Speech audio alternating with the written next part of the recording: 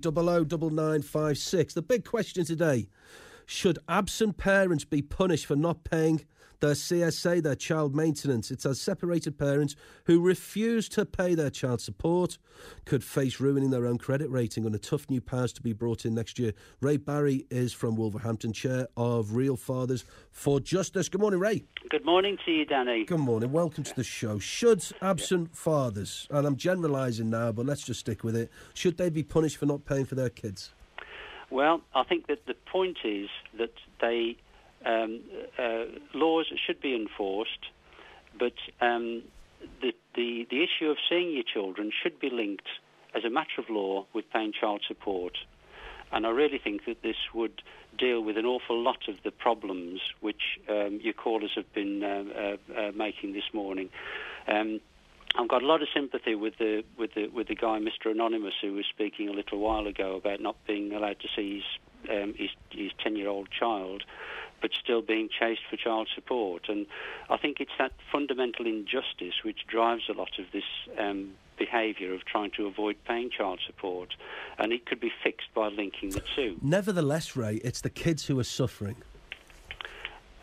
But I don't think that enforcing child support in the way that the government is doing addresses the need of the kids. I mean, you had... they're not having new shoes when they got holes in the shoes. They're not going every now and again to the cinema because of the Mars skint. Well, I mean, I think one of your previous callers, Dave, had addressed this point very, very well when he said that he used to be buying these things for his children. But I think the phrase he used, he said when the money went to the child's mother, she'd spend it on ciggies. And there's a very important point here that there's no legal obligation for the mother who receives the money to spend it on the children. There's an assumption that that's what she's going to do, but I'm sure there's a lot of people like Dave who will say that I want this money to go to support my children, but I know that my ex-wife, my ex-partner, goes out clubbing with the money that I give to her. You see, and there's no way of enforcing... well, I mean, I don't know how they'd enforce that. I mean, what would they do? Give vouchers for shoes and cinema? And how would they enforce that? I think a simple start would be that there should be an introduction into child support law, a very simple thing that says that the recipient parent is obliged to spend the money on the children. Well, an obligation. It is a glaring omission. Well, Ray, I mean, listen, if you get 150 quid from your ex and you spend it on ciggies and clubbing, you don't really care what the advice should be or the obligation. Well, the thing is, once the obligation is there in law, you've then got a foothold to try and enforce it in various ways. But if the obligation isn't there, then, the mother who's spending it inappropriately can boast about it on Facebook, in your face.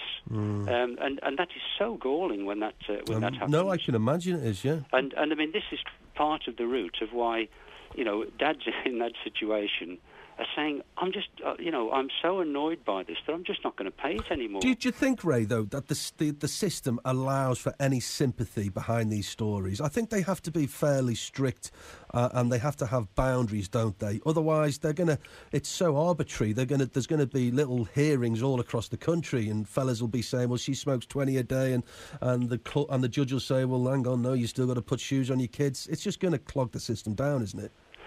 Well, I think that very often legislation drives behaviour without needing enforcement. And once there is an obligation there in law, that will drive an awful lot of the behaviour without need for, as you say, clogging up courts with hearings or tribunals with various forms of hearings. Just a simple statement in the law would fix that. But if I may, Danny, I think that what's often missed in this debate is the lack of any connection between an entitlement to see children and an obligation to pay for them. And it's that is this fundamental injustice that drives the exasperation that some of your callers have been giving this morning. Those two things need to be linked. A father who is barred from seeing his children for no good reason should not be obliged to pay child support. I think that's not the legal position at the moment, but it's certainly the moral position, and it ought to be reflected in law. I mean, this new power that's been announced as coming in next year. To be honest, it's fairly small beer compared to some of the things there already. Can I just ask you, just to explore for a second, how do you detach yourself emotionally? Let's rewind 30 seconds. If you're not allowed to see your kids, so the mum is using the child as a pawn and belligerently she just refuses and she spins a yarn in court, whatever.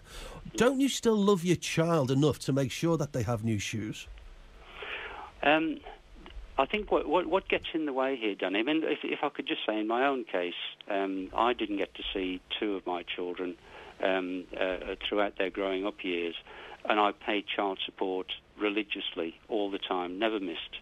But I can't begin to tell you how galling that was, because I knew that money wasn't going to my children.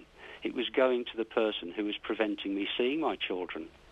And every month when that money went out of my bank account, I just had to bite my tongue and just think about something else. So emotionally, it is very, very, very, very difficult.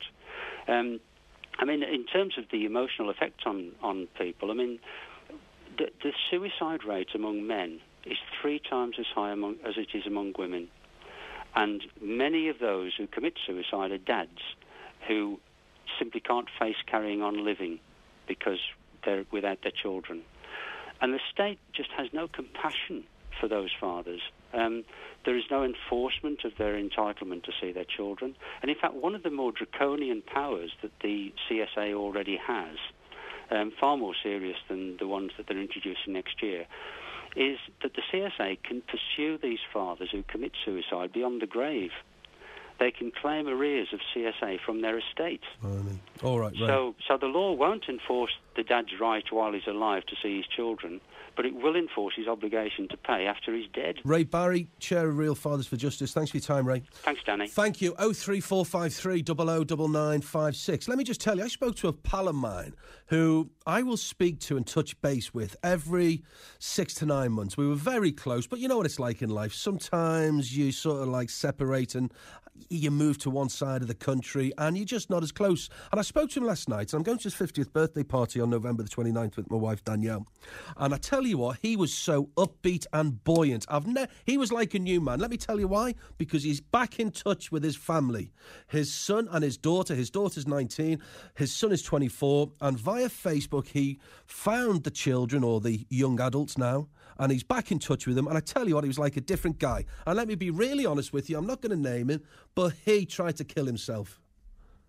Now, there was loads of problems in his life, but one of the problems in his life was the fact that his ex-wife or partner wouldn't allow him to see his children, and he tried to top himself. And you want to see the difference in the lad now. Honestly, he's like a new man. Lorraine's in Stourbridge. Hi, Lorraine.